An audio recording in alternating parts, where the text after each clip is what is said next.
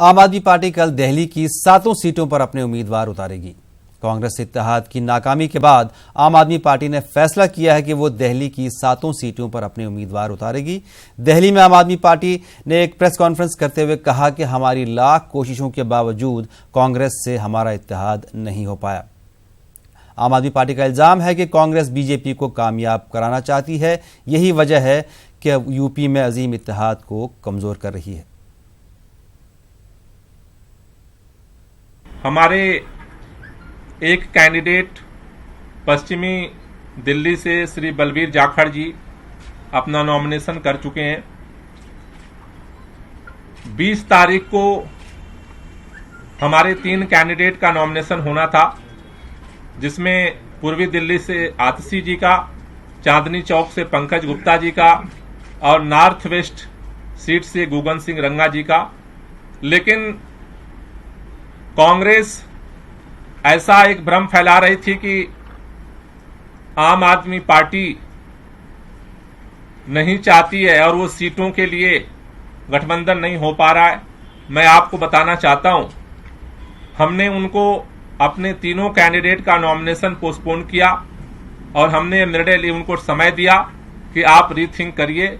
लेकिन जिस फार्मूले को कांग्रेस हम लोगों के सामने रखती रही, हमने सारे फार्मूले दिल्ली, हरियाणा और चंडीगढ़ के लिए मान लिए।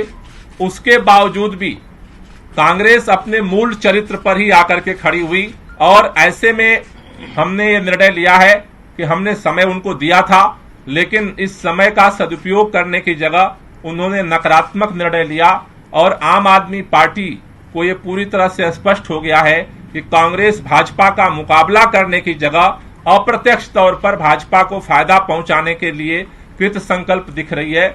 और हमने निर्णय लिया है, हरियाणा के अंदर भी भाजपा को जेजेपी और आम आदमी पार्टी का गठबंधन चुनौती देगा और दिल्ली के अंदर भी आम आदमी पार्टी जनता के बीच में जाकर के इस बात को रखेगी, क्योंकि दिल्ली के अंदर तो कांग्रेस जीत ही नहीं सकती है। एक भी सीट नहीं है जो कांग्रेस जीत सकती हो दिल्ली के अंदर। आरएसएस लीडर इंद्रेश कुमार ने बेहद मुतनाज़ पोस्ट अपने सोशल मीडिया पर डाला है। आरएसएस लीडर इंद्रेश कुमार ने शहीद हेमंत करकरे को शैतान लिखा।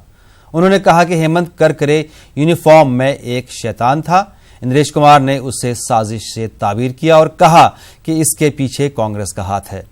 इंद्रेश कुमार ने सोशल मीडिया पर लिखा कि हेमंत करकरे इंसानियत के लिए शर्मनाक धब्बा थे, जिन्होंने साध्वी जैसी मजहबी खातून को परेशान किया।